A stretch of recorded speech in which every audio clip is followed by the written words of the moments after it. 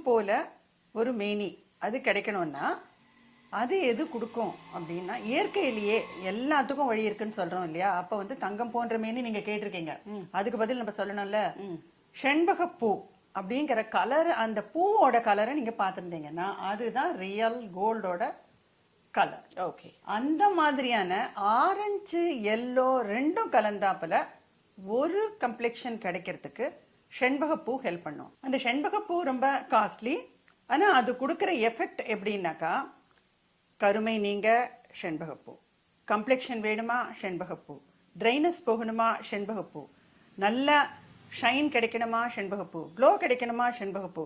அது தவிர நம்மளுக்கு வந்து எந்த மாதிரியான ஒரு சூழ்நிலையிலையும் வேத்து கொட்டாம இருக்கணும் அப்படின்னு சொன்னா அதுக்கும் செண்பகப்பூ. அது என்னங்க, எப்படி வந்து யாருக்குமே ஸ்வெட் ஆகாம இருக்கிறதுக்கு ஒரு ஆயில் இருக்குமா அப்படின்னு சொன்னா அது இந்த செண்பகப்பூலேருந்து எடுக்கிற எசன்ஸை வச்சுட்டு நம்ம தயாரிக்கிற கோல்டன் சம்பா ஆயில்.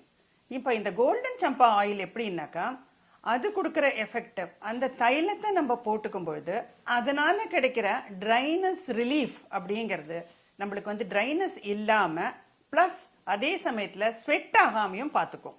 அந்த ஸ்வெட் இல்லாம இருக்கிறதுனால கலரும் கொஞ்சம் இன்க்ரீஸ் ஆகும். பொதுவா வந்து ஸ்வெட் ஆக ஆக கருமை கொஞ்சம் வர தொடங்க ஆரம்பிக்கும்.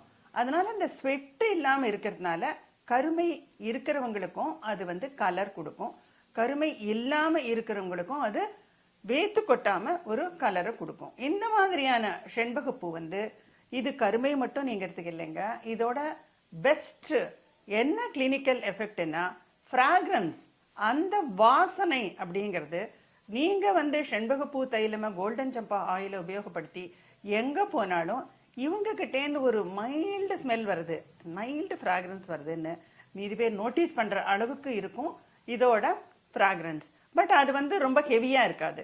ஃப்ராக்ரன்ஸ்னா பெர்ஃப்யூம்ல வந்து நிறைய வெரைட்டிஸ் இருக்குங்க, சிலதெல்லாம் ரொம்ப ஹெவியா இருக்கும், அது வந்து பேர் பண்ணும்படியா இருக்காது. பட் இது கொடுக்கிற பெர்ஃப்யூம் எப்படின்னா அது வந்து ரொம்ப ரொம்ப மைல்டா இருக்கும், அது வந்து ரொம்ப சுகமா இருக்கும் அந்த வாசனை.